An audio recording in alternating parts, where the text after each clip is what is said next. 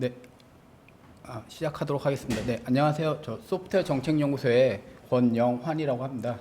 제가 소프트웨어 정책연구소 입사한 지는 약 한 이제 아직 3년은 채 안 됐지만 입사하고 한 몇 달 있다가 제 담당 업무가 공개 소프트웨어를 어떻게 활성화시킬까 이거에 관련된 정책 연구를 하는 걸로 됐습니다. 그래서 한 2018년도부터 공개 소프트웨어 생태계나 이런 거에 대해서 현황을 좀 분석을 하고 그걸 가지고서 올해는 좀 이제 정책 연구 과제를 수행을 하고 있습니다. 그러던 와중에 김우진 책임님께서 한번 이거에 관련해서 한번 세미나를 해줬으면 좋겠다는 요청을 받아서 네, 즐거운 마음으로 받고 네, 좀 준비를 해서 오늘 발표하게 됐습니다. 이렇게 초대해 주셔서 우선 감사드립니다. 네, 제가 발표할 내용을 간단하게 먼저 설명을 드리면 예전에 공개 소프트웨어 생태계 그러면 대부분은 개발자 중심의 생태계를 많이 얘기를 했습니다. 근데 이제 제가 예전에 기업에 있거나 아니면 좀 주변에 있는 몇몇 분들을 만나다 보면 개발자도 중요하지만 기업들이 이거를 되게 잘 활용하고 있다 이런 얘기가 있어서 저는 좀 그런 관점에서 기업 사례에 대해서 좀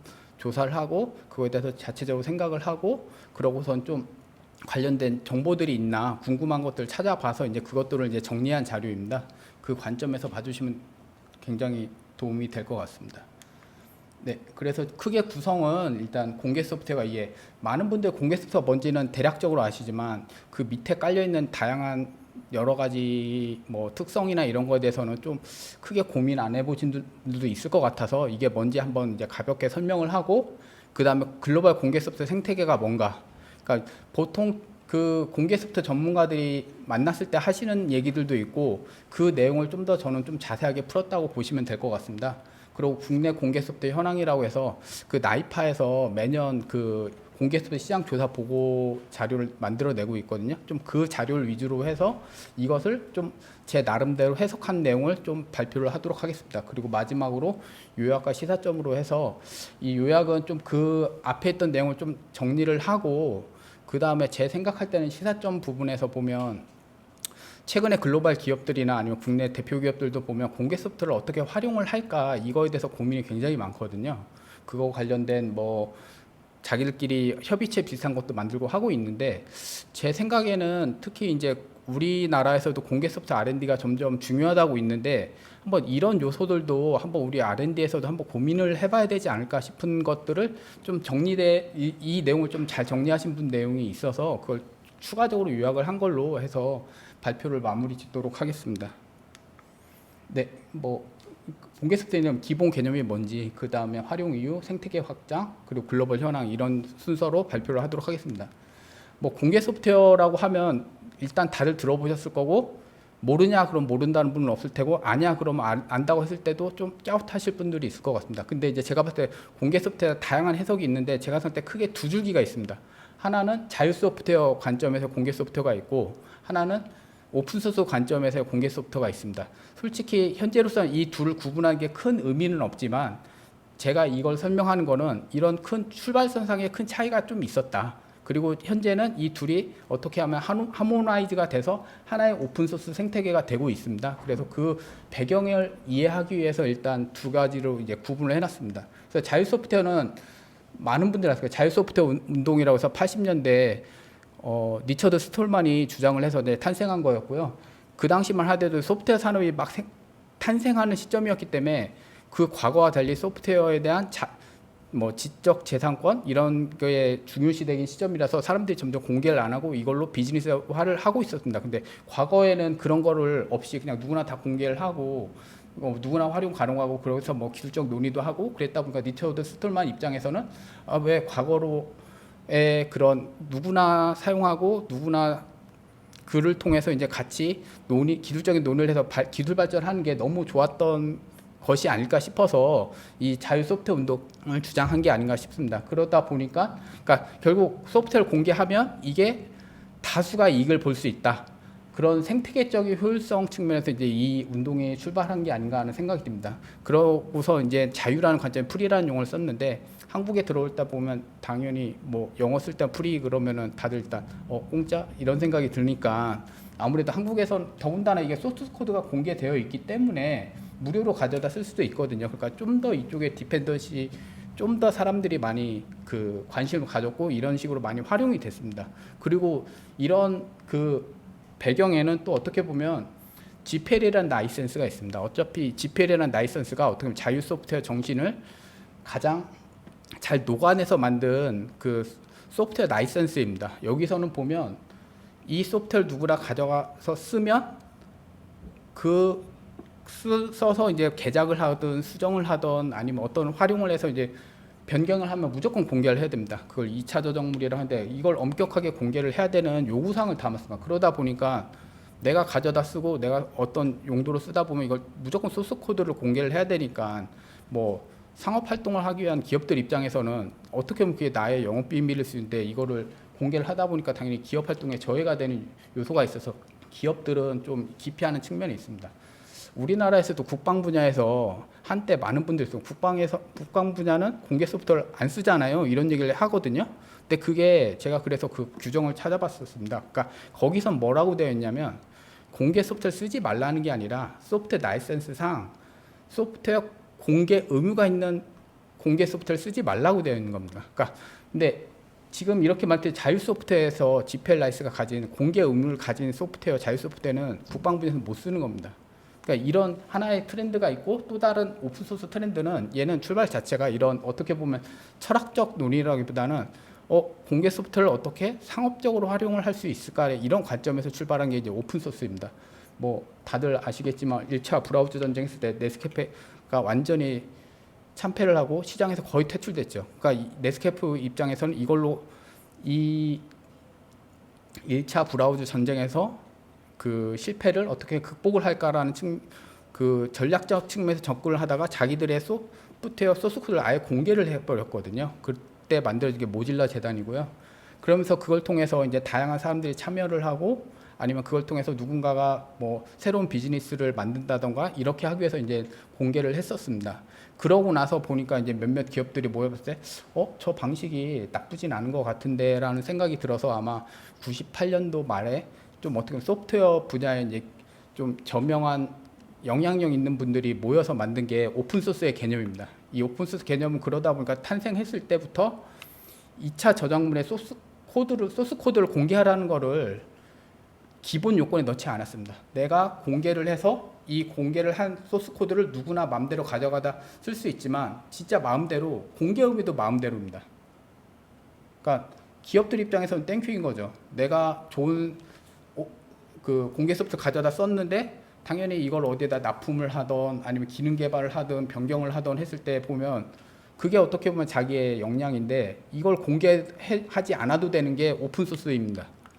그러다 보니까 이제 오픈소스에 많은 기업들이나 이런 데를 참여하고 지금 그 오픈소스 개념을 만든 게 OSI라는 오픈소스 이니셔티브라는 단체인데 거기도 후원도 결국 기업들이 합니다. 그 기업들이 거기 후원해서 그 단체를 통해서 오픈소스라는 그 개념을 만들고 실제 관련된 라이센스들을 좀 관리를 해주고 결국 그런 활동들이 기업 활동에 이득이 되기 때문에 그 후원을 하고 있는 겁니다. 그렇다 결국 보면 이건 어떤 철학적 관점에서 되게 뭐 어떻게 보면 공산주의랑 과도한 비유일 수 있는데 누구나 다 좋게 하자라는 관점인 거고 이거는 실제 이런 그 좋은 개념을 우리가 실용적으로 어떻게 쓸 것인가 그 관점에서 이제 만들어진 컨셉이 오픈소스라 보입니다. 지금은 이제 다 큰 구분이 없는 상황입니다. 그러니까 이런 큰 두 가지의 차이가 있었습니다.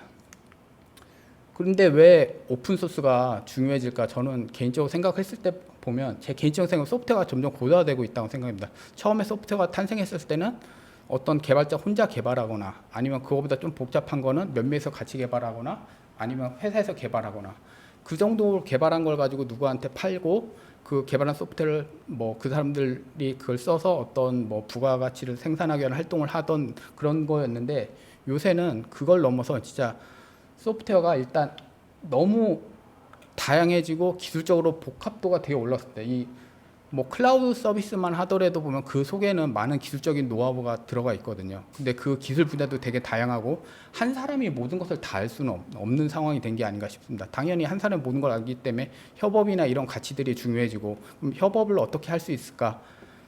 아니면 협업을 위한 효율적 방법이 무엇일까? 소프트웨어 개발 분야에서 그게 현재 오픈소스가 된 게 아닌가 싶습니다. 왜 이런 기술적으로 다양해지냐?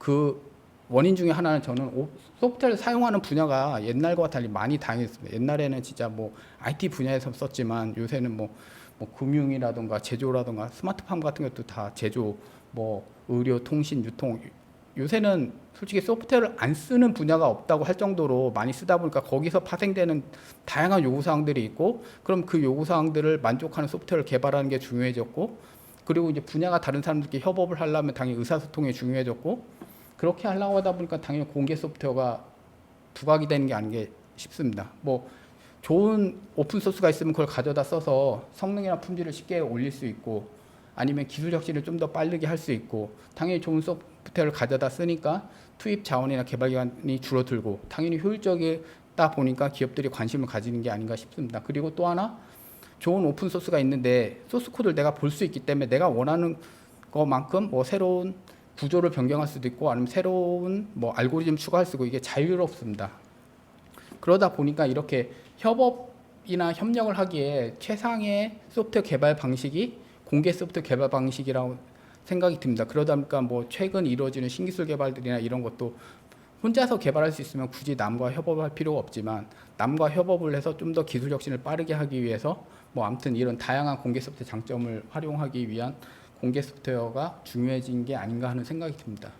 그렇게 하다 보니까 네, 보면 공개 소프트웨어가 이제 이름이 좀 사람들한테 알려지기 시작한 게 당연히 90년대부터라고 생각합니다. 뭐 그 전부터 그 개념은 있긴 했었지만 공개 소프트웨어라는 이름으로 보편적으로 알려진 게 90년대, 이 당시만 해도 어떻게 보면 하나의 소프트웨어 패키지 아니면 소프트웨어 뭐 그런 컴포넌트 이런 기술 위주로 발전을 했다고 봅니다. 뭐 운영체제나 데이터베이스나 웹서비스. 근데 이게 2000년대 중반 넘어가면서 하나의 플랫폼 소프트웨어로 이제 넘어가지 않았나 하는 생각이 듭니다.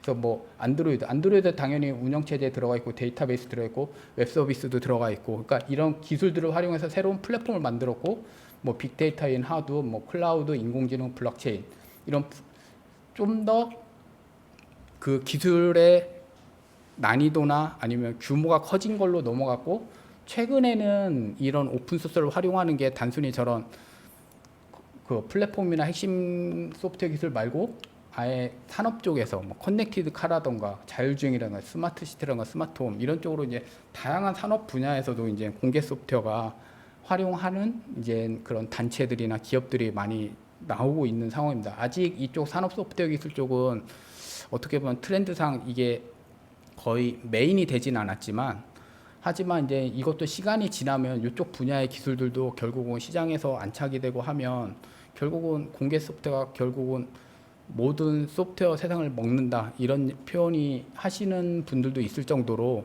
점점 그 파급력이 커지지 않을까 이렇게 생각이 됩니다.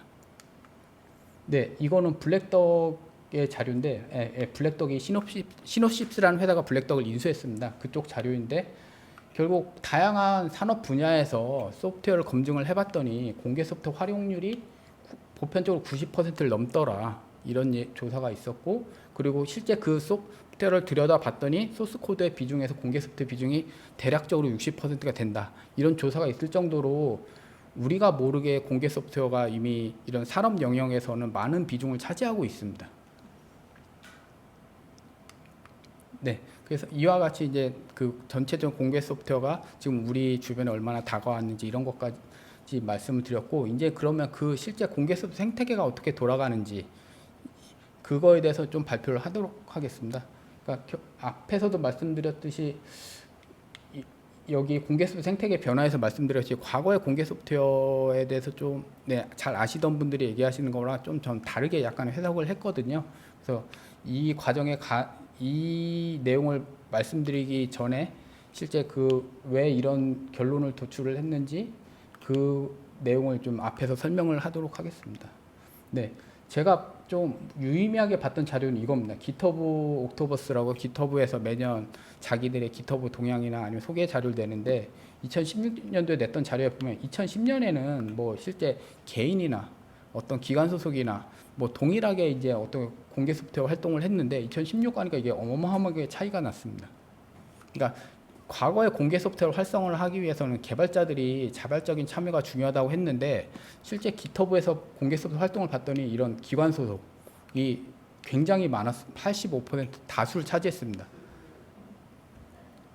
그럼 개인은, 그러니까 일반 사용자가 만든 거는 한 14.6% 정도라서 실제 자발적 참여라고 하면 이런 기관 소속이 될 필요가 별로 없는데 왜 이렇게 차이가 났을까? 이걸 또 이제 궁금해서 또 이제 웹을 많이 검색을 했거든요. 그러니까 2017년도에 펠리프 호퍼라는 분이 좀 깃허브를 분석을 한 자료가 또 있더라고요. 보니까 이거는 스타츠 20에 있는 저장소들을 대상으로 분석을 했더니 실제 보면 저장소 수를 봤을 때 보면 구글이 거의 탑이고 개발자 핵심 컨트리뷰터 수를 봤을 때는 MS가 1위였습니다.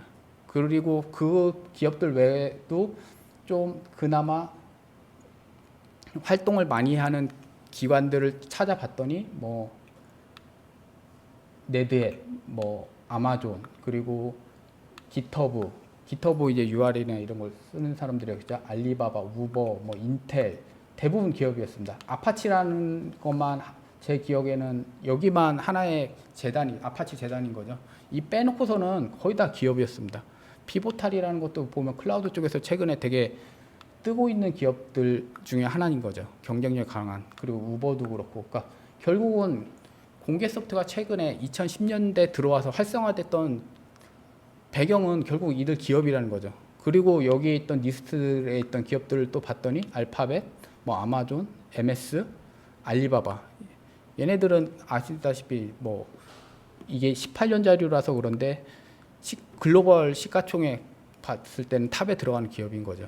근데 여기 애플이나 텐센트도 다 공개 소프트 활동을 우리나라 웬만한 기업들보다 잘하고 있는 기업들이거든요. 뭐 여기는 아예 애플 같은 경우도 자기들 뭐 자기의 생태계에 있을 때 어떤 그 앱 개발하기 위한 개발 도구나 이런 것도 다 공개 소프트로 만들고 있습니다. 텐센트도 게임 같은 경우 게임 엔진이나 이런 걸 아예 공개 소프트 활용해서 만들고 있고 그렇게 따지면 여기 있는 IT 기업들 다들 공개 소프트웨어가 중요한 자기들의 그 업무하는 방식 중에 하나가 된 것입니다. 그 외의 기업들은 보면 뭐 보험이나 금융, 제약 이런 것처럼 비IT 기업들, 그러니까 모든 IT 기업들은 어떻게 보면 공개 소프트가 그들의 중요한 업무 방식이 지금 이미 되었다고 볼 수 있는 것입니다. 네, 그래서 그 주요 기업들의 사례를 4가지를 좀 제가 내린 해석에 대해서 이제 말씀을 드리겠습니다. 공개 소프트를 활용해서 이 기업들이 어떻게 비즈니스를 만들고 어떻게 공개 소프트 통해서 경쟁력을 강화했냐 이거를 좀 말씀드리겠습니다. 다들 아시겠습니다. 안드로이드는 대표적인 공개 소프트웨어 프로젝트이면서 모바일 플랫폼의 최강자인 플랫폼입니다. 과거에 모바일 플랫폼 하면 뭐 님이라던가 아니면은 뭐 삼성의 바다라던가 아니면 노키아의 플랫폼 같은 경우 다들 소스코드 공개 안 하고 자기만의 생태계를 가지고 있었죠. 그러다가 이제 애플이 소스코드를 공개하지는 않지만 플랫폼을 개방했죠. 누구나 앱을 개발할 수 있게끔. 그러면서 이제 애플이 상당히 치고 올라왔었고, 그러고 나서 이제 나중에 후발주자인 안드로이드가 아예 소스코드까지 공개를 해서 제조업체들이 누구나 그 스마트폰 제조업체들이 누구나 공짜로 소프트웨어를 가져다 쓰게 했죠. 그 결과 구글 입장에서 안드로이드 플랫폼을 구글은 공짜로 제공을 하지만 실제 플랫폼의 그 스마트폰 제조사 무료로 사용해서 제조사들은 고객을 쉽게 확보하고 낮은 비용으로 이제 제품 개발이 가능해졌습니다.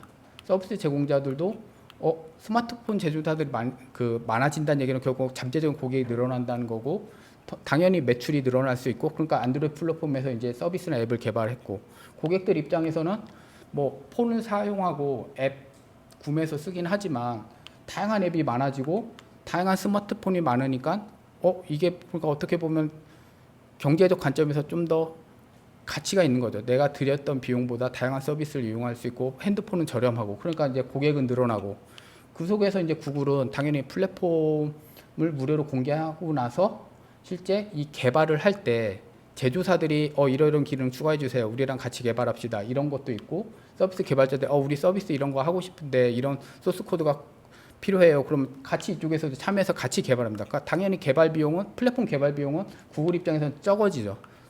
수익은 대신 이 서비스나 앱 마켓에서 판매 수수료를 챙기는 것도 있고 광고 수수료도 있고 근데 이런 어떻게 보면 중개 수수료가 액수가 꽤 커서 결국 구글이 뭐 13억 대의 안드로이드 판매량이 18년도에 있었다고 할 정도니까 어떻게 매년 어떻게 보면 잠재 고객이라고 해야 되나 새로운 고객이 13억 명이 유지가 되는 거죠. 뭐 이게 기존 고객이 뭐 새로운 폰을 바꾼다던가 아니면 새로운 고객이 들어왔다던가 하다가 이 잠재 어마어마한 시장에서 자기들이 수익을 창출해서 결국은 그게 구글의 기업 가치가 된 것입니다. 그러고선 결국 이게 한번 선순환 구조 빠지니까 선순환 구조에 들어가니까 점유율은 급상승하고 대부분의 클로즈드 플랫폼 가졌던 모바일 플랫폼들은 다들 지금 현재는 망했죠. 나중에 개방을 했지만 이미 이 스노우볼 효과에서 쫓아간 걸 찾아갈 수 없고 뭐 스마트폰 제조사 입장에서도 이미 안드로이드 잘 만들고 있는데 굳이 다른 거 할 필요 없고 서비스 개발자들도 이미 안드로이드 잘 하고 있는데 왜 새로운 플랫폼에 익숙해질 필요가 없잖아요. 그러니까 결국은 안드로이드가 어떻게 보면 모바일 세계는 지금 다 장악한 상태가 아닌가 싶습니다. 뭐 새로운 게 나오기는 새로운 혁신이 나오기 전까지는 어렵지 않을까 하는 생각이 듭니다. 아마존도 보통 사람들이 공개 소프트를 한다는 생각을 잘 안 하는데, 네, 이게 원래는 제가 그때 2018년도에 오스콘이라는 행사를 갔는데 오스콘 행사의 주요 스폰서 중에 하나가 AWS입니다. 아마존 웹 서비스입니다. 근데 맨 처음에 아마존 웹 서비스가 그렇게 중요한가 싶은데 전체 그 아마존 매출에서 보면 2019년 1Q 기준 매출 비중은 약 한 10분의 1 정도인데 매출 이익은 거의 41%입니다. 이건 그때그때 바뀌는데 뭐 낮아졌을 때는 한 30%대, 높아졌을 때는 한 절반까지 차지할 정도로 어떻게 보면 아마존의 기업 전략을 유지하는 가장 큰 캐시카우가 AWS입니다. 그리고 꾸준히 상승하죠. 지금 뭐 코로나 사태 이후로는 비대면 서비스가 더 중요하니까 AWS가 더 중요해지고 결국 아마존 주가 상승에 가장 많은 비중은 AWS입니다. 근데 이 AWS가 어떻게 시장에서 경쟁력을 얻었냐 보면 얘네들은 아마존은 얘기하는 게 고객과의 협력 수단으로서 공개 소프트웨어가 있었기 때문이라고 얘기를 합니다. 그러니까 뭐 소프트웨어 개발을 하더라도 그냥 문서로 이런 거 개발해 주세요라고 하고 우리가 이런 거 개발했어요 하는 방법도 있겠지만 얘네들은 아예 깃허브에 프로젝트를 만들고 그 고객들이 같이 참여해서 같이 개발하는 방식으로 활용을 했다고 합니다. 그러다 보니까 아무래도 뭐 저쪽 그 고객 입장에서도 지금 개발되고 있는 상황도 알고 아니면 고객 입장에서 이 소스 코드 이거 이상한 거 같은데 하면 아예 자기들이 수정도 하기도 하니까 그 속도가 되게 빨라지고 오히려 협력이 잘 되니까 실제 그 혁신의 속도가 상당히 빨라졌습니다.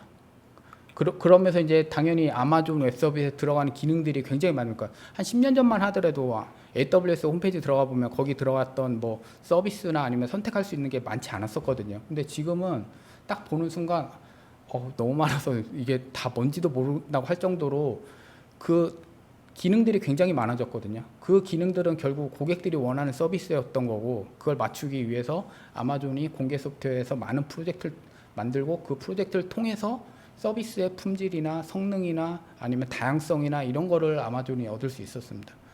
그걸 통해서 AWS가 지금 클라우드 분야 1위인 업체가 서비스가 되었습니다.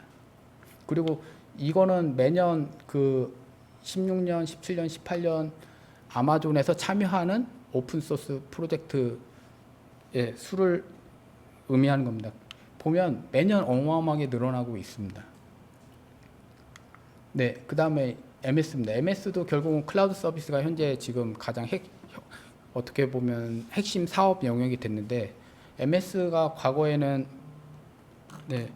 대표적인 그 패키지 소프트웨어, 상용 소프트웨어 업체였는데 뭐 PC 시장이 침체되고 그래서 모바일 시장이 진출하려고 했다 안드로이드에 밀려서 아예 참패를 하고 해서 주가는 계속 떨어졌었습니다. 최고점에 있다 쭉 떨어졌다가 근데 그래서 얘네들이 이제 어떻게 보면 자기들의 비즈니스 혁신을 위해서 했던 것이 바로 클라우드 서비스입니다. 그러게 클라우드 서비스를 하기 위해서 당연히 여기도 AWS를 벤치마킹 했겠죠. 그러면서 이때 2014년도에 그 MS는 자기의 그 공개 소프트웨어에 대한 전략 자체를 아예 수정을 했습니다. 그전에는 공개 소프트웨어는 소프트웨어 뭐 시장에서 암적인 존재다 이렇게 얘기했다가 이때부터는 MS는 우리는 공개 소프트웨어 기업이다. 공개 소프트웨어 친화적인 전략을 한다. 그때 이후부터 죄송합니다. 원래 제가 이 자료를 만들었을 때 이거 슬라이드로 만들었었는데 지금 슬라이드가 지금 없어서 그런데 여기 2014년도가 있는데 2014년부터 다시 주가가 올라가고 있습니다.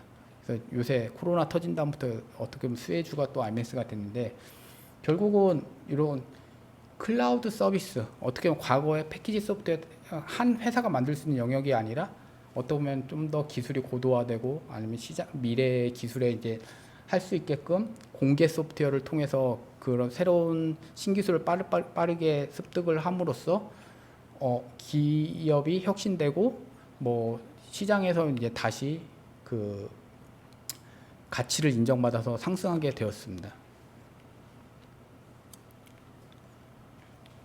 레딧은 앞에서 얘기했던 뭐 구글이나 아니면 아마존이나 아니면 MS랑은 좀 기업 규모에서는 엄청나게 차이가 있는데 얘네들은 되게 특이하게 어떻게 그 공개 소프트웨어 업계에서는 되게 어떻게 입지전적인 기업이기도 하고 한데 실제 자체적인 뭐 소프트웨어 서비스나 아니면은 뭐 소프트웨어 패키지를 가지고 있지 않습니까? 다 공개 소프트웨어입니다. 뭐 예를 들어서 리눅스 기반에서 레딧 뭐 엔터프라이즈 버전이라던가 뭐 아니면 오픈스택 기반의 뭐 무슨 솔루션 결국은 공개 소프트웨어를 통해서 얘네들은 어떻게 보면 그 소프트웨어를 판매하진 않지만 그 소프트웨어를 잘 쓸 수 있도록 지원 서비스를 통해서 매출을 버는 기업입니다. 그래서 보면 지금 현재 소프트웨어 산업이 수익 모델이 과거에는 유료 상품을 주고 유료 상품을 판매했을 때 내가 5년 동안 기술 지원을 해주겠어 이렇게 포함된 그 서비스를 했는데 요새는 공개 소프트웨어나 약간 클라우드 서비스 같은 경우도 뭐 상품이 왔다 갔다 하는 건 아니죠. 그 서비스를 이용하게 하게끔 하는 그러니까 어떤 기한을 정해서 그동안 서비스를 쓰도록 할 수 있게 하는 걸로 이제 소프트웨어 산업 수익 모델이 바뀌었습니다. 지금 공개 소프트웨어 같은 경우가 이 수익 모델 딱 좋은 게 공개 소프트웨어는 이미 소스 코드가 공개되어 있기 때문에 그 소프트웨어 자체에서 그 어떻게 뭐 판매 수익을 얻기는 어렵습니다. 하지만 이런 기술 지원 서비스를 통해서 수익을 창출할 수 있습니다. 그래서 보통 이걸 구독 모델이라고 하는데 그 구독 모델을 통해서 수익을 창출하고 있는 대표적인 기업이 네댓입니다. 네댓의 주요 수익 서비스는 컨설팅, 기술 지원, 뭐 정보 제공, 뭐 최신 기술에 대해서 정보를 제공해 준다던가 교육 서비스, 자격증 인증 결국 어떻게 보면 소프트웨어를 잘 활용할 수 있는 환경을 제공해 주는 서비스를 제공해서 지금 수익을 창출하고 있습니다. 이런 게 가능한 이유 중에 하나가 제 생각에는 공개 소프트웨어가 거대화가 되고 있다는 게 리눅스만 하더라도 커밋수가 172만 회고 나인수가 거의 뭐 이제 4천만에 육박을 하고 있고 기여자 수가 2만 명입니다. 그러니까 어떻게 보면 이 리눅스를 잘 안다는 것 자체가 오늘 굉장히 큰 지식적인 지적 그 가치가 있다고 봅니다. 그러니까 이런 기술 제가 만약 이걸 쓰려고 하면 저는 이걸 당연히 모르기 때문에 여기에 뭐 컨설팅을 하던 기술 지원을 요청을 하던 아니면 뭐 개발자들이 있으면 이쪽에다 교육을 보내서 이걸 잘 쓸 수 있도록 뭐 교육을 받고 오던 결국 그런 게 필요로 합니다. 그 어떻게 보면 그 분야를 파고든 게 네드햇이고 이쪽 분야에서 어떻게 보면 되게 최초의 기업이 아닐까 싶습니다. 지금 근데 최근에 많은 이 네드햇의 이런 지원 서비스를 따라하는 기업들이 많이 늘어나고 있습니다. 제 생각에 피보탈 같은 경우도 대표적인 그런 기업이 아닌가 하는 생각이 듭니다. 그래서 굉장히 좋은 공개 소프트웨어를 개발을 해놓고 이걸 딴 사람들이 가져다 쓰게 만들어 놓고 그 속에서 이제 기술 지원을 통해서 수익을 창출하는 이런 게 가능해졌습니다. 그리고 결국은 기업 가치가 인정받아서 39조 원의 IBM에 인수됐습니다. 결국 이 네댓의 가치는 결국은 이 지식에 대한 가치가 아닌가 하는 생각이 듭니다. 그리고 이제 신기술과 공개 소프트웨어에 대해서 이제 좀 말씀을 드리겠습니다. 뭐 클라우드 쪽은 아까도 말씀드렸는데 아마존하고 마이크로소프트를 얘기를 했는데 뭐 구글이나 알리바바나 이 네 기업이 글로벌하게 보면 탑4 업체인데 다들 공개 소프트웨어 활동을 하고 있습니다. 아까 말씀드렸던 필립 호파 그 분석에도 보면 다 이미 들어가 있던 기업들이고 나머지 기업들의 점유율은 이렇게 쭉 떨어지고 있습니다. 결국 공개 소프트웨어를 통해서 기술적인 역량을 확보하고 서비스 품질이 개선이 안 되면 클라우드 시장에서는 이제 더 이상 유지하기가 어려운 상황이 아닌가 하는 생각이 듭니다. 사설 클라우드 분야에서도 뭐 이미 오픈스택이나 클라우드나 이런 솔루션들이 이미 주도를 하고 있고 이걸 가지고 와서 구축을 하는 게 뭐 거의 대다수의 경우가 됩니다. 뭐 국내에서 뭐 클라우드 기업이 나왔는데 공개 소프트를 모르고 클라우드 기업을 한다. 그건 저는 현실적으로는 되게 어렵습니다. 공개 소프트 기반의 새로운 걸 만들면 모르겠는데 없이 자기들이 한다. 그러면은 저는 그 기업은 조만간 어마어마하게 이제 기업 가치가 인정받는 기업이 되거나 아니면 뭐 별 볼 일 없는 기업이 되지 않을까 이런 생각이 듭니다. 그리고 빅데이터도 보면 실제 빅데이터 시장에서 보면 하도비 한 50%를 차지한다는 예상이 예전에 있을 정도로 실제 하도비 굉장히 보편적으로 많이 활용이 되고 있습니다. 뭐 유명한 셉이나 뭐 아니면은 그 이쪽 뭐 빅데이터 관련된 기업들도 다들 하도비에 참여해서 새로운 기능을 개발하고 걔들 플랫폼을 가져서 그 위에서 어떻게 분석을 할 것인가 이런 걸 할 정도로 데이터 분야의 많은 기업들도 결국은 다들 아파치 하도비라는 프로젝트에 들어가서 거기서 신기술을 습득을 하고 그걸 가지고 서비스를 하는 식으로 해서 이제 성장을 하고 있습니다. 그리고 인공지능도 보면 최근 몇 년 사이에 되게 주목받았는데 가장 큰 배경이 저는 텐서플로우, 물론 그 알파고라는 게 있었지만 그 이후에 많은 기업들이 가져다 쓸 수 있는 텐서플로우 같은 플랫폼들이 공개 소프트 플랫폼들이 있었기 때문입니다. 실제 그래서 머신러닝 시장은 급성장하는데 위키피디아에서 보면 주요 그 심층 학습 플랫폼을 조사해봤더니 20개 중에 15개 공개 소프트 기반입니다. 그 중에서 사람들이 들어봤다 싶은 거는 다 오픈소스라고 보시면 됩니다. 그다음 블록체인도 이제 새로 뭐 시장이 만들어지고 있는 분야인데 이쪽도 보면 하이퍼레처가 가장 많이 주목을 받고 있습니다. 이 하이퍼레처도 재단이 만들어졌는데 거기에 보면 참여하고 있는 기업들이 300개가 넘는데 웬만한 이름 들어봤던 기업들은 다 들어가 있고 물론 주요 뭐 소프트웨어를 개발하는 업체들 수는 뭐 20-30개밖에 안 되겠지만 이 재단에 들어가서 많은 기업들이 이 하이퍼레처가 제대로 만들어지는지 사용할 수 있는지를 관심을 가지고 보고 있다고 생각이 됩니다. 그래서 만약에 블록체인 시장이 만들어진다 하면 하이퍼레처가 크게 중요한 역할을 하지 않을까 이렇게 생각이 됩니다. 그래서 결국 말씀드린 소프트웨어 신기술 분야에서 보면 공개 소프트웨어를 빼고서는 더 이상은 논의하기 어려운 상황이 아닌가 하는 생각이 듭니다. 그리고 이제 아까 말씀인 뭐 기술 분야도 그렇고 기업에서 어떻게 공개 소프트가 영향 관련이 있는지를 설명드렸는데 이제 개발자 분야를 말씀드리겠습니다. 깃허브에 개발자를 분석한 보고서가 있었습니다. 그걸 분석을 봤더니 실제 개발자들의 약 한 70% 정도는 기업에 고용돼서 정규직이던가 아니면 기업의 펀딩을 받아서 파트타임으로 일하고 있는 사람들이었습니다. 그리고 약 한 18%는 학생들입니다. 이 학생들도 왜 하냐고 보면 결국은 이 공개 소프트웨어 활동을 통해서 내가 이 기술적 역량을 확보하는 것도 있지만 나의 그 네임 밸류를 쌓아가서 좋은 기업에 뭐 고용되거나 이런 거를 원하는 학생들이 좀 많은 학생들이 있습니다. 또 하나는 실제 기술 배울 때 공개 소프트가 워낙 좋으니까 그걸 가져다 쓰려고 하는 학생들이었습니다. 그리고 그럼 이 고용된 사람들한테 그럼 업무로서 기여를 얼마큼 하냐고 봤을 때 약 한 74% 거의 4분의 3 정도는 업무로서 기여를 하고 있다는 겁니다. 그리고 그러면 전체 깃허브 이 개발자들 대상으로 기여 활동에 관심이 있냐면 다들 관심이 있다고 합니다. 저는 이걸 보고선 느낀 게 이제 공개 소프트 생태계는 결국은 기업 중심으로 돌아가고 있다. 그러니까 능력 있는 개발자들은 기업들한테 고용이 되는 거고 그 고용되기 위해서 학생들도 공개 소프트 커뮤니티에 참여해서 이제 컨트리뷰션을 하고 있다. 이렇게 판단을 했습니다. 그리고 이제 그거를 좀 어떻게 보면 증명해 줄 수 있는 또 다른 보고서가 있습니다. 리눅스 재단이 매년 일자리 보고서를 만들고 있습니다.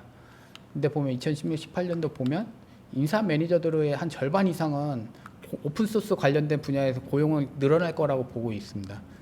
뭐 그게 회사 성장과 밀접하게 관련 있고 아니면 오픈소스를 회사 내에서 많이 활용하고 있다. 뭐 이런 이유를 꼽았고요. 근데 매니저의 90%는 실제 적절한 인재를 찾기는 생각보다 어렵다고 보고 있습니다. 왜냐하면 능력 있는 개발자들은 이미 누군가한테 고용이 되어 있거나 그럴 가능성이 높기 때문에 그래서 결국은 한 80%는 고용 시 연봉을 인상해 준다거나 아니면 뭐 유연금 제라든가 이런 혜택을 주고 있습니다. 네. 그러고서 이제 또 공개 소프트웨어 관련돼서 봤더니 실제 보면 공개 소프트 프로젝트에 참여하는 사람들은 되게 많이 있는데 이제 이 핵심적으로 운영하는 사람들은 커미터와 기여자 기업들이라고 하고 이들이 어떻게 보면 소프트웨어를 개발하고 프로젝트를 주도해 가고 있는 사람들입니다. 그러니까 이를 봤을 때는 뭐 전체 참여했던 사람들 중에서 보면 비율은 굉장히 많지는 않습니다. 이 사람들이 핵심 인재들이고 이 사람들을 기업들은 고용하기 위해서 노력을 하고 있고 많은 혜택을 주고 있는 상황이라고 생각이 듭니다. 그러다 보니까 최근에 이제 기터브 발표 조사에 보면 이렇게 UC 버클리나 아니면 그러니까 유니버시티 오브 워싱턴이나 이렇게 대학들도 공개 소프트를 통해서 새로운 기술을 개발하거나 아니면 이제 그 학생들이 자발적으로 좀 뭐 MS나 구글에 있는 프로젝트에 참여해서 거기서 이제 그 기술 습득을 통한 다음에 그쪽에 취직되기를 원하는 뭐 이런 학생들이 많이 증가하고 있다고 합니다. 네. 어떻게 보면 이제 글로벌 현황을 통해서 이제 공개 소프트웨어 생태계가 어떻게 변화됐는지를 이제 말씀드린 단계로 넘어왔습니다. 과거에 공개 소프트웨어를 얘기할 때 이렇게 얘기합니다. 공개 소프트 프로젝트가 있고 그 공개 소프트 프로젝트의 기반은 개발자다. 개발자들이 자유롭게 자발적으로 참여를 해서 공개 소프트 프로젝트를 성장을 시키고 그걸 통해서 뭐 보람이나 명예나 기술 혁신이 있으면 공개 소프트 생태계가 튼튼해진다. 그런데 한국은 개발자들이 자발적으로 참여하지 않기 때문에 공개 소프트 문화가 없다. 이런 얘기를 한 몇 년 전에는 많은 얘기가 있었죠. 근데 제가 분석을 했었을 때는 실제 이 개발자를 움직이는 동인은 기업이라고 생각이 듭니다. 그러니까 특히 우리나라 같은 경우 고용 시간이 되게 근무 시간이 되게 길기 때문에 많은 개발자들 뭐 10시에 퇴근했는데 그때 뭐 기터브 들어와서 무슨 기여를 하겠구나. 심한 경우는 뭐 주말에도 출근해야 되니까. 근데 아까 기터브 동영에서 봤지만 이 공개서 프로젝트에 기여하는 사람들의 한 4분의 3은 결국은 기업에서 너 업무로서의 기여를 하라고 해서 하는 겁니다. 그러니까 그걸 위해서 뭐 연봉 인상이나 교육 기회 제공하거나 혜택을 주기 때문에 그 혜택을 누리기 위해서 개발자들이 공개서 활성화하게 커뮤니티 뭐 텐서플로든 오픈스택이든 뭐 리눅스든 이런 쪽에 참여해서 이제 컨트리뷰션을 하는 겁니다. 근데 기업들이 왜 그걸 하냐? 결국은 상용 소프트웨어나 서비스를 자기들이 경쟁력을 확보하기 위해서 이 공개 소프트웨어 프로젝트에 참여하라고 하는 거라고 저는 생각됩니다. 실제 안드로이드가 그랬고 AWS가 그렇고 애저도 그렇고 네드도 결국은 자기들의 개발자를 리눅스 재단에 들어가서 컨트리뷰션 하게 하지만 그 기술이 결국은 뭐 컨설팅 서비스를 통해서 기업의 수익으로 증가되기 때문입니다. 결국 이게 공개 소프트의 선순환 구조가 아닌가 싶습니다. 그리고 실제 대학이나 예비 개발자들은 결국 이쪽 그룹에 들어가기 위해서 참여하는 것이라고 저는 생각됩니다. 그리고 여기서 만들어졌던 중요한 프로젝트들의 일부는 이쪽으로 다시 또 넘어간답니다. 왜냐하면 기업이 대학을 후원하는 경우도 있기 때문에. 그리고 괜찮은 프로젝트들은 또 기업에서 이제 지속적으로 후원하고 그걸 가지고서 자기들이 상용 소프트웨어나 서비스를 개발하고 있습니다. 그래서 제가 봤을 때는 과거에는 변화가 결국 이 기업들이 이 선순환 구조를 알고 결국 이 상용 소프트웨어 서비스를 어떻게 판매하거나 아니면은 뭐 비즈니스 할 수 있을까 하기 위한 기업이 전략적 목적이 되게 중요한 거 아닙니다. 뭐 공개적으로는 MS나 아마존이나 뭐 아니면 구글이나 다들 우리 공개 소프트 좋아하고 우리는 뭐 전 세계를 위해서 뭐 이런 프로젝트를 후원하고 기여한다라고 하지만 솔직히 공짜는 아니거든요. 안드로이드 통해서 수익을 벌고 있고 AWS에서 수익을 벌고 있고 결국은 자기들의 수익의 근원인 공개 소프트웨어가 활성화돼야지 이 상용 소프트웨어가 튼튼해지는 거거든요. 그래서 저는 그거를 고도화된 뭐 비즈니스 전략이라는 말을 쓰고 있습니다. 근데 국내 기업들은 아직 이것이 좀 뭐 글로벌 기업에 비해서는 좀 부족한 게 아닌가 이렇게 생각이 됩니다. 네. 그리고 활용 라이선스의 변화. 아까 뭐 맨 처음에 기터브에서 봤으면 2010년대만 해도 개인이나 뭐 기관의 그 공개서 활동이 비슷했는데 엄청나게 바뀌었죠. 근데 그 동일하게 라이선스도 변했습니다. 엄격하게 2차 저작권 공개 의무가 있는 이런 GPL 라이선스는 뚝 떨어졌습니다. 활용도가. 2017년도가 파란색인데 반면에 네, MIT 라이선스나 아파치 라이선스가 쭉 올라갔습니다. 결국은 기업들이 참여하는 공개 소프트 프로젝트는 이런 MIT나 아파치 라이선스를 활용합니다. 공개 소프트 프로젝트에 아파치 라이센스 달고서 만들어집니다. 근데 내가 그거 가져다 쓸 때는 뭐 상용 소프트웨어를 만들었던 아니면 상용 소프트웨어 서비스를 만들었을 때는 재공개 의무가 없습니다. 그러니까 맘 편하게 여기서 만들고 실제 그거 가져다 써서 뭐 UI를 개선한다던가 성능을 개선한다던가 이런 거는 자체 노하우로 가지고 있는 겁니다. 그러니까 어떻게 보면 영업비밀을 공개 안 하는 거죠. 그걸 통해서 AWS 같은 경우는 실질적으로는 보면 다른 서비스에 이용했을 때보다 성능이 더 좋거나 아니면 서비스가 다양하거나 그러니까 사람들이 그쪽에 몰리는 겁니다.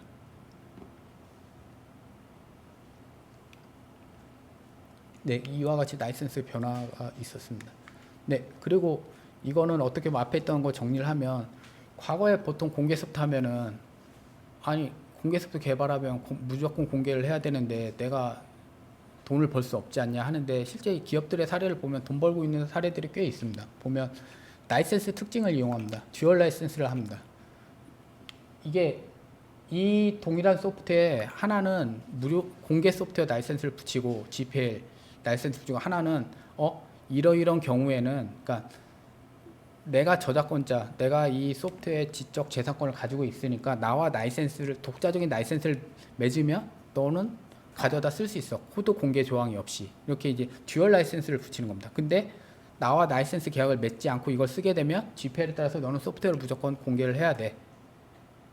그럼 이제 기업 입장에서 생각을 해봐야겠죠. 아, 이거를 라이센스 계약을 맺어서 돈을 일정 부분 지불하더라도 내가 소프트웨어를 공개하지 않고 쓸 수 있는 것인가? 아니면 그냥 공짜로 가져다 쓰고 내 소프트웨어를 공개를 하지만 실제 오히려 라이센스보다 더 혜택을 누릴 라이센스 비용 지불하는 것보다 이득이면 그냥 GPL 라이센스를 사용할 수 있는 거죠. 이걸 통해서 뭐 문제됐던 사례가 보스 스크립트에서 국내 모 기업이 뭐 라이센스 침해로 해가지고 나중에 협상으로 끝냈지만 아무튼 이런 이슈가 있습니다. 그리고 또 하나가 허가적 라이센스입니다. 앞에서 말씀드린 아파치나 MIT 라이센스 같은 경우 걔 같은 경우는 무료 공개 소프트지만 2차 저작물을 만들었을 때 공개를 안 해도 됩니다. 그렇기 때문에 이것도 하나의 지금 현재 공개 소프트웨어를 하고 있는 많은 뭐 AWS가 어떻게 보면은 요 유료 공개 소프트웨어 서비스가 되는 거고 거기에 관련된 뭐 쿠버네티스나 많은 클라우드 관련된 오픈 소스들이 다 요 무료 공개 소프트웨어라고 합니다. 그걸 가지고서 우리 서비스에 최적화시키거나 아니면 다양한 서비스를 만들었을 때는 그건 공개하지 않아도 됩니다. 그리고 소프트웨어 결합, 뭐 LGPL인가 이런 거는 뭐 LGPL로 만들어 놓으면 그 이 공개 소프트웨어를 수정하는 거에 대해서는 공개를 해야 되지만 라이브로 연결된 소프트웨어는 공개하지 않아도 됩니다. 그러니까 그렇게 해서 라이브로 연결해서 이 무료 공개 소프트웨어는 쓰세요라고 하지만 라이브로 연결된 부분에 대해서는 더 좋은 서비스를 이용하기 위해서는 우리에 있는 유료 소프트웨어를 활용하시면 좀 더 사업하는 데 도움이 됩니다. 이런 식으로 이제 사업하는 방안도 있습니다. 네, 그리고 이제 또 다른 아까는 어떻게 보면 소프트웨어를 판매하거나 아니면 그 소프트웨어에서 직접적인 수익을 얻는 걸 얘기를 했는데 이거는 소프트웨어는 그냥 무료로 공개합니다. 뭐 하지만 실제 그 위에서 파생되는 다른 서비스를 통해서 이제 수익을 창출한 방법입니다. 어떻게 보면 소프트웨어는 무료로 공개했는데 이 리눅스 같은 공개 소프트웨어는 굉장히 기술적인 난이도가 높기 때문에 누가 이거 가져다 쓸 때 그 기술 컨설팅이나 이런 거를 통해서 그 유료 서비스를 통해서 이제 수익을 창출하는 겁니다. 만약에 제가 리눅스 가져다 쓰는데 개발할 수가 없습니다. 근데 이제 이 지원 서비스를 통해서 일정 부분 비용을 지출하지만 좋은 기능을 개발할 수 있으면 당연히 이 지원 유료 서비스를 이용하는 게 훨씬 효율적이겠죠. 아니면 뭐 지원 서비스를 통해서 뭐 6개월 개발할 걸 3개월 확 줄일 수 있다던가 그렇게 되면 당연히 지원 서비스를 이용을 해야겠죠. 이런 식으로 해서 이제 수익을 창출하는 게 있고 플랫폼 구축 같은 경우 안드로이드 같은 대표적입니다. 그 위에 올라가는 서비스들 다 올라가게 해주고 판매 수수료를 챙긴다던가 아니면 광고 서비스를 통해서 새로운 수익을 번다던가 이런 게 가능해집니다. 그리고 이건 인수합병인데 최근에 그 소프트웨어 인수합병을 할 때 공개 소프트웨어를 활용하는 사례들이 종종 나오고 있다고 하더라고요. 그러니까 소프트웨어가 공개되어 있기 때문에 인수하는 기업 입장에서는 이 기업의 기술 가치를 정확히 파악을 할 수 있다고 합니다. 그런 장점이 있기 때문에 이게 그리고 만약 GitHub에 있는 유명한 공개 소프트가 있다. 그러면 그거는 이미 기술적으로 누군가가 관심을 받고 있다는 얘기이기 때문에 오히려 그런 기술이 더 그런 기술 가진 기업들이 오히려 더 인정을 받고 있는 이런 트렌드가 있다고 합니다. 그리고 네, 그렇습니다. 네, 그래서 국내 이거 지금까지 말씀드린 거는 글로벌 환경 중에서 되게 잘 되고 있는 케이스만 뽑은 겁니다. 물론 글로벌하게도 못하는 기업들도 있고 잘 하는 사람도 있지만 어찌됐든 잘하고 있는 케이스들을 어떻게 보면 베스트 프랙티스라고 할 수 있는 거를 말씀을 드린 거고, 이제 국내 공개 소프트웨어 현황을 보도록 하겠습니다. 우리나라 소프트웨어 산업 규모는 세계 16위입니다. 뭐 GDP 순위 12위랑 봤을 때는 제 생각에는 큰 차이가 없다고 생각합니다. 뭐 IT 분야의 뭐 반도체라던가 통신이나 이런 거는 거의 뭐 세계 원투 이러니까 굉장히 우리나라가 IT 분야 잘하고 있으니까 상대적으로 소프트웨어가 못한다고 생각을 하는 것 같지만 전체 우리나라 산업으로 봤을 때는 못하는 산업은 아니다라는 생각을 저는 가지고 있습니다. 그리고 기터브에 보면 국내 참여자 수를 봤을 때는 이 미국이 압도적입니다. 그래서 이 데이터는 미국을 뺐는데 미국 뺀 데이터에서 14위입니다. 그래서 어떻게 보면은 우리나라에서 기터브 활용 수준이나 이런 걸 보면 우리나라 경제 규모 수준 아니면 우리나라 소프트웨어 산업 규모 수준 딱 이 정도가 아닌가 싶습니다. 근데 최근에 보면 기터브 활용 증가를 봤을 때 우리나라는 세계에서 네 번째로 할 정도로 오픈소스 프로젝트들이 많이 증가하고 뭐 많은 사람들이 관심을 가지고 있는 상황인 것 같습니다. 그러고서 이제 국내 공개 소프트웨어 현황에 대해서 시장 조사를 한 게 저희 스프레에서는 하지 않고 현재는 나이팟 하고 있으니까 그 데이터 중에서 좀 제가 봤을 때 유의미한 데이터를 좀 모아봤습니다. 우리나라 공개 소프트웨어 시장 성장을 봤을 때는 보면 소프트웨어 산업 성장률보다 오히려 공개 소프트웨어 시장 성장률이 더 높습니다. 훨씬. 그리고 비즈니스 모델은 아직은 정보 시스템을 공개 소프트웨어 구축. 어떻게 보면은 공개 소프트웨어를 가져다가 시스템을 납품하는 좀 이런 좀 어떻게 보면 아까 봤던 베스트 프랙스와는 좀 차이가 나는 비즈니스 모델들이 대다수인 것 같습니다. 그리고 공개 소프트웨어를 얼마큼 기업들이 활용하고 있냐 조사를 해봤더니 약간 활용하고 있는 기업이 약간 48.5, 잠재적으로 활용하겠다는 기업이 7.2에서 약 한 50% 정도들이 공개 소프트웨어를 활용하고 있다. 어떻게 보면 이게 높은 수치는 아니지 않을까 하는 생각이 듭니다. 그리고 실제 그럼 IT 기업이 조사 대상이었던 IT 기업들을 봤더니 대부분 규모가 좀 영세했습니다. 그러니까 어떻게 보면 이런 글로벌 트렌드에 빨리빨리 쫓아가기 좀 어려운 상황이 아닐까 이런 생각이 좀 들었습니다. 그리고 기술 관련해서 보면 이제 아까는 현재 상황인 거고 그럼 소프트웨어 신기술, 뭐 인공지능, 빅데이터, 클라우드 이런 쪽 관련해서는 공개 소프트웨어를 활용하겠다는 기업들이 굉장히 많습니다. 그러니까 아까도 제가 설명드렸을 때 보면 뭐 인공지능이나 빅데이터나 클라우드 이쪽에서는 공개 소프트웨어 없이는 사업을 더 이상 하기 어려운 상황이라고 했는데 이 상황은 많은 기업들이 다들 알고 있는 것 같습니다. 결국 이 얘기는 우리나라의 뭐 또 소프트웨어 신기술 혁신 아니면 뭐 제4차 산업혁명 시대의 뭐 어떤 기술 개발에 이런 걸 하려고 하면 공개 소프트웨어 활용은 이제 당연하게 따는 인식이 많이 확산된 게 아닌가 이런 생각이 들고 있습니다. 그렇지만 아직까지는 실제 소프트웨어 신기술 분야 비중은 크지 않다. 어떻게 보면 아직도 어떻게 보면 현실적으로 봤을 때 이 비즈니스가 아직 크게 열리지 않았다고 볼 수 있는 게 아닌가 싶습니다. 그렇지만 다들 관심이 있다. 네. 그리고 또 조사 항목 중에서 좀 제가 봤을 때 재미난 게 뭐냐면 왜 공개 소프트웨어를 활용을 하냐, 왜 공개 소프트웨어를 활용을 하지 않냐 이런 거를 10가지를 이유를 모아봤습니다. 했더니 반대 없이 공개 소프트웨어 장점은 상용 라이선스, 종속성 회피, 비용 절감, 신기술 분야 적용 가능. 이거는 미활용 사유에 전혀 없습니다. 뭐, 그러니까 어차피 기술력을 우리가 가지겠다, 아니면 비용을 절감할 수 있다. 근데 재미난 부분이 이것입니다. 뭐 새로운 제가 분류를 했지만 새로운 시도나 소프트웨어 변경이나 아니면 뭐 보안 성능, 활용 관점에서는 이게 어떤 사람들은 공개 소프트웨어를 활용하는 이유입니다. 보안이 좋아. 공개 소프트웨어가 안정적이야.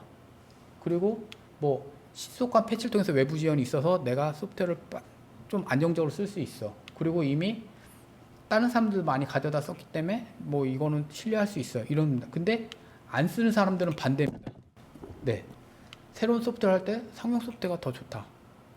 아니면 뭐 지속적인 업데이트 하니까 뭐 불편하다. 아니면 결함이 있을 수 있어서 주의가 필요하다. 아무튼 뭐 사용 후에 안전상 문제가 생긴다. 이겁니다. 그러니까 결국은 잘 쓸 수 있는 사람들은 이것 때문에 쓰는 거고 못 쓰는 사람은 이것 때문에 못 쓴다고 합니다. 그리고 또 다른 이유는 공개 소프트웨어를 안 쓰는 이유 중에 이거는 이 이유 때문에 쓰지 않는다. 그러니까 어떻게 보면 이거는 감수해야 될 영역이라고 생각하는, 그러니까 사용하는 사람도 이제 감수해야 될 영역인 거죠. 공개 소프트웨어 관리에 손이 많이 간다. 근데 이 위의 내용들도 결국은 이 다 관리 영역이거든요. 그리고 일반인 수준에 맞지 않다. 결국 요 위의 내용들을 보면 결국 공개 소프트웨어 잘 알고 내가 관리를 잘 할 수 있으면 극복할 수 있는 단점인 것입니다. 그것이 그러니까 잘 알고 뭐 관리를 할 수 있는 능력이 되면 이쪽으로 넘어가죠. 공개 소프트웨어 활용 이유가 되는 거죠. 그리고 라이선스 때문에 소프트웨어 공개 의무가 있다. 근데 이거는 모든 공개 소프트웨어가 그런 게 아니라 GPL 계열의 아니면 좀 몇몇 라이선스만 그런 거지, 실제 요새 많이 쓰이는 대부분의 공개 소프트웨어는 아파치 MIT는 오히려 이거와 무관합니다. 결국은 보면 공개 소프트웨어 미활용하는 이유는 제 생각하기에는 공개 소프트웨어를 잘 모르기 때문에 얘기하는 게 아닌가 하는 생각이 듭니다. 진짜 그 기술적으로 잘 알고 뭐 아니면 그걸 잘하는 사람이 있으면 잘 쓸 수 있는데 아직 그런 사람들이 국내에서 그렇게 많지 않은 게 아닌가 이런 생각이 듭니다. 그리고 또 한편으로는 이런 이유 때문에 기술력은 갖춘 기업들이 비즈니스를 할 수 있는 영역이 생기는 거 아닌가 생각이 듭니다. 대표적인 네드햇, 뭐 피보탈 이런 기업들. 그러니까 누구나 다 소프트웨어 잘할 수 없기 때문에 소프트웨어 잘하는 기업들이 이걸 통해서 기술 지원 서비스를 통해서 수익을 창출할 수 있는 가능성이 존재하는 게 아닌가 이렇게 생각이 됩니다. 네, 그러고서 이제 전체적으로 한번 비교를 해봤습니다. 왜 공개 수를 쓰냐? 우리나라는 뭐 중속성 탈피, 비용적 신기술 도입이 어떻게 보면 되게 1차적 목표인데 글로벌 기업들을 보면 생태계 구축, 안드로이드 생태계 구축, 아니면 고객 협력, 아니면 사업을 혁신, 아니면 지식 서비스. 그러니까 돈 벌 수 있는 방법은 있는데 단순한 방법은 아니라는 거죠. 그리고 이걸 만들기도 어렵고. 그리고 이제 기업들의 대표적인 비즈니스 모델은 물론 아까 뭐 직접적인 판매 모델도 있지만 그걸 하고 있는 기업들은 소프트웨어 기업들은 규모가 그렇게 큰 기업들은 아닙니다. 근데 진짜 공개 소프트웨어를 통해서 요새 부각이 되고 있는 기업들은 대부분 간접적 수익 창출하는 기업들입니다. 플랫폼이나 아니면 서비스나 이걸 통해서. 근데 우리나라 대부분의 기업들은 그냥 소프트웨어 판매하고 그 판매한 수익을 통해서 이제 어떻게 보면 성장하려고 하는데, 그러니까 이런 차이가 있는 게 아닌가 싶습니다. 그리고 뭐 전통 분야 같은 경우는 우리나라에서도 이제 꽤 기업들이 나오는 것 같습니다. 뭐 리눅스 하고 있는, 뭐 개방 OS 하고 있는 기업들도 있고, 아니면 DB 분야도 있고. 하지만 이쪽 신기술 분야는 아직까지는 글로벌 기업들이 리딩을 하고 있고, 어떻게 보면 국내 기업들 중에 유명한 기업들도 이쪽에 어떻게 들어가려고 지금 하고 있는 과정이 아닌가 싶습니다. 개발자들, 해외에서는 유능한 공개소프트 개발자들을 진짜 높은 연봉을 주고 해서 뽑아갑니다. 국내에서도 인정받으면 해외 기업으로 옮겨갑니다. 왜냐하면 아직 국내 기업들은 이 공개 소프트웨어를 통해서 아직 수익을 제대로 창출하고 있는 기업들이 많지 않다 보니까 공개 소프트 개발자의 필요성도 크게 못 느끼는 것 같고, 그러다 보니까 능력이 있으면 다 이쪽으로 넘어가니까 그런 얘기가 있습니다. 일부 그런 얘기가 있습니다. 잘한 공개 소프트 개발자 뽑아놓으면 뭐하냐, 해외 기업 취직할 텐데. 근데 그거는 기업 입장에서 그렇지만 국가라는 입장에서 보면 능력 있는 개발자가 해외 취직하는 게 과연 나쁜 건가? 요즘같이 고용이 뭐 옛날 정체된 시기에서 해외라도 취직되면, 그리고 그 개발자들이 나중에 경험 쌓고 국내로 들어올 수도 있는 거고, 그렇게 따지면 저는 네, 능력 있는 공개 소프트 개발자를 육성하는 게 과연 나쁜 뭐 의미가 있지 않을까? 저는 약간 좀 그쪽에 생각을 하고 있습니다. 그리고 교육도 보면 깃허브를 보면 이제 어떻게 보면 소프트웨어 쪽에 잘하는 대학들이 이미 깃허브 쪽으로 들어와서 많이 활동을 시작을 했습니다. 근데 우리나라는 뭐 소프트웨어 중심 대학 이런 걸 통해서 뭐 공개 소프트 교육 의무화하고 이노베이션 아카데미 만들었지만 좀 자발적이라보다는 정부 정책 위주로 되고 있는 게 아닌가 싶습니다. 그리고 이걸 정리하면서 느끼는 게 공개 소프트는 더 이상 무료가 아니다. 비용을 주고선 그 기술력을 가져오던 해야 되지 않나 싶습니다. 그러니까 국내 공개 소프트웨어 생태계를 보면 결국은 해외와 다르게 소프트웨어 시장 규모가 크지 않고 뭐 기업들도 이제 영세한 기업들이 많고 개발자들도 많지 않고 뭐 능력 있는 개발자들은 해외로 또 유출되고 그러다 보니까 활용할 수 있는 공개 소프트 프로젝트들도 많지 않다. 그러니까 결국은 이게 선순환 구조가 아직 안 되어 있는 상황이 아닌가 싶습니다. 그래서 뭐 많은 사람들 얘기할 때 뭐 저도 이제 기업들이 일단 좀 비즈니스 전략이나 이런 거 차원에서 좀 더 발전이 돼야 된다, 기업 역량이 커야 된다 이렇게 얘기도 하긴 하지만 근데 기업들이 그렇게 커나가려고 하면 결국은 이 활용할 수 있는 공개 소프트 프로젝트들이나 이런 게 많고 개발자들이 좀 능력 있는 개발자들이 많아져야지 되지 않을까 이런 생각이 들어요. 그래서 제 생각에 정부 측에서 신경 써야 될 부분이 크게 요 두 가지가 아닐까 하는 생각이 듭니다. 그리고 어떤 분들은 이 소프트웨어 시장 규모 측면도 어떻게 보면 공개 소프트웨어를 활용할 수 있는 시장을 늘리자 이런 얘기 하시는 분들도 일부 있습니다. 실제 보면 제가 알기로는 뭐 정보화 사업 통해서 나오는 매년 그 예상 규모가 한 3, 4조 되기 때문에 작은 시장 규모는 아니지 않을까 이런 생각도 듭니다. 네, 일단 마무리 짓도록 하겠습니다. 네, 이미 공개 소프트는 다양한 산업에서 활용되고 있습니다. 근데 이제 이 공개 소프트 관련해서 저도 정책 연구를 하지만 이게 힘든 게 숨어 있습니다. 다양한 산업 속에 숨어 들어가 있고 또 소프트웨어 속에 숨어 들어가 있다 하다 보니까 분석하기가 생각보다는 쉽지 않은 것 같습니다. 그러다 보니까 문제점 찾기도 어렵고 그래서 뭐 서비스 소프트웨어 안에 소프트웨어가 있고 소프트웨어 안에 공개 소프트웨어가 있다. 그리고 여러 기술 분야를 알아야 됩니다. 그러니까 공개 소프트웨어 정책을 하는데 이게 인공지능, 빅데이터, 클라우드, IoT, 뭐 전통 소프트웨어 기술 다 관련이 되어 있습니다.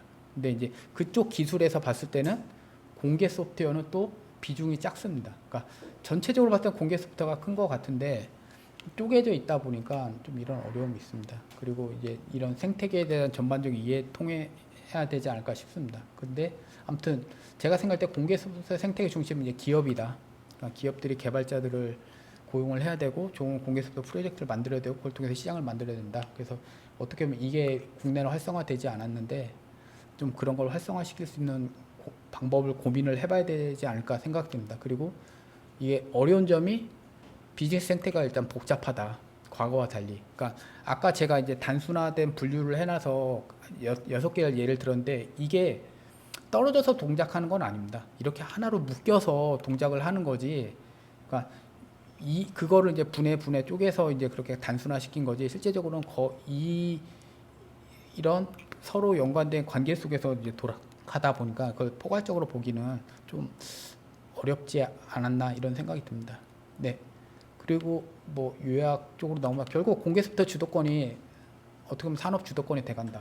뭐 이거는 굳이 중간에 저는 인공지능, 빅데이터, 클라우드가 이게 있습니다. 근데 그걸 빼버리면 결국 공개 소프트웨어를 잘 하는 사람들이 결국은 미래의 산업 주도권을 가져가지 않을까 이렇게 생각이 듭니다.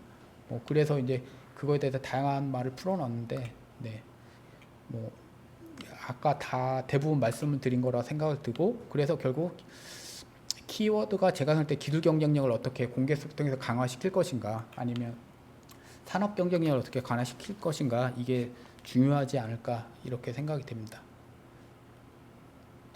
네, 그래서 보면 이 기술 경쟁력 강화 측면에서 보면 공개 소프트 기반의 R&D를 확산하고 지원을 강화하고 기술 분야별 뭐 맞춤형 공개 소프트를 활용을 해야 되고 신기술 공개 소프트 활용 인재 육성이 필요한데 좀 R&D 관점에서 제가 좀 중요하다 싶은 거는 크게 일단 두 가지로 정리를 해봤습니다. 일단 라이선스에 대해서 좀 알아야 되지 않을까 생각합니다. 뭐 공개 소프트웨어가 무료라고 많은 분들이 얘기를 했는데 일단 이 퍼미시브 앞에서 제가 허가적 라이센스라고 말씀드렸는데 퍼미시브 라이센스는 코드 공개 조항이 없습니다. 그러니까 정부 사업에서 아파치 라이센스 뭐 결과물 만들었으면 그걸 가져다 쓰는 기업들은 자기가 맘대로 성능 개선을 하던 기능을 추가하던 공개하지 않고 맘대로 사업화를 할 수 있습니다. 그렇기 때문에 이런 퍼미시브 라이센스를 쓰면 어떨까 하는 생각이 좀 이게 중요하지 않을까 싶습니다. 근데 다만 국가 인프라 관련된 거는 GPL 라이센스를 써가지고 뭐 누가 들어오든 어떻게 보면 호환성이나 향후 연속성을 이나 아니면 이제 기술 종속성을 피할 수 있게 기업 종속성이 될 수도 있겠죠. 그걸 피할 수 있게 그런 거는 카피랩트 라이센스를 활용하는 게 좋고 국가 인프라 관련된 거 그 외에 뭐 기술 개발이나 이런 거는 퍼미시블 라이센스를 통해서 누구나 가져다 쓰고 상업적 목적으로 쓸 수 있게끔 하면 어떨까 이런 생각이 듭니다. 그리고 또 하나 고려할 게 라이센스 조항 중에서 지펠이나 이런 아파치 라이센스는 여기에 컨트리뷰션 하면 그 컨트리뷰션 한 기술에 특허권을 주장할 수 없게 되어 있습니다. 특허권을 주장하는 순간 이 기술에 관련된 모든 특허 사용 권한이 박탈당합니다. 근데 MIT나 BSD는 그런 조항이 없습니다. 만약에 MIT로 만들어 놨으면 내가 여기다 특허를 쫙 깔아 놓습니다.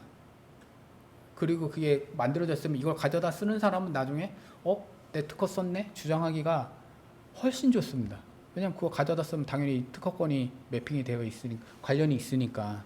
그래서 이런 것도 아마 이런 R&D 추진을 전략할 때 좀 고민해야 될 요소가 아닌가 하는 생각입니다. 그리고 다양한 배표 규정인데 이건 당연히 준수를 해야 되고, 그러니까 이런 라이센스 특징과 실제 기업들이 공개수를 가져다 쓰니까 그럼 이걸 얼마큼 효율적으로 가져다 쓸까 기업들이 많은 고민을 하고 있습니다. 지금 보면 리눅스 재단의 프로젝트를 만들어서 다양한 기업 간에 자기들의 케이스들을 발표하고 니네 어떻게 해서 정보도 공유하고 있습니다. 그래서 보면 그걸 공개수 컴플라이언스라고 하는데 결국 컴플라이언스의 목적은 공개수부터 활용의 최대 가치를 창출하고 위험을 감소하기 위한 전반적인 활동입니다. 그러니까 외부 공개수부터를 가져다 썼는데 오히려 그게 나중에 뭐 특허 사용료의 발목을 잡힐 수도 있고 아니면 소스 코드 공개 조항에 걸릴 수도 있고 하다 보니까 이걸 어떻게 도입을 할 것인가. 그리고 내부 소프트웨어를 공개하더라도 내가 무조건 공개하는 게 아닙니다. 나중에 비즈니스라는 걸 감안을 해서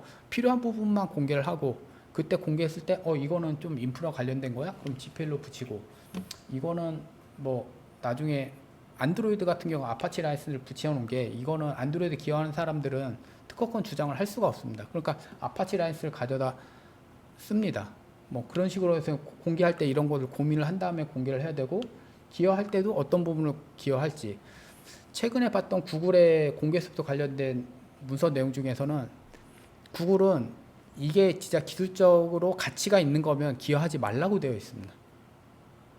무조건 공개하고 기여하는 게 아니라 그러니까 그런 전략이 세워져야 됩니다. 그리고 커뮤니티를 활성화를 어떻게 할 것인가 내가 뭐 어떤 생태계를 만들고 싶은데 나 혼자 만드는 게 아니라 다양한 관계자들을 끌어들여야 되는데 그걸 어떻게 끌어들일 수 있을까 그 고민 이런 것들이 어떻게 주요 활동입니다. 그래서 뭐 주요 이슈는 뭐 비즈 전략 당연하게 이런 전략에서 이걸 관리하기 위해서는 조직이 필요하고 활용했을 때 어떤 룰을 만들어야 되고 아니면은 제품 서비스의 공개수 사용 여부에 대해서 이제 검증을 해야 되고 뭐 우리나라 기업들 중에 많은 경우도 공개 소프트 관련돼서 라이센스 소송을 당한 적이 있는 기업들이 꽤 있는 걸로 알고 있거든요.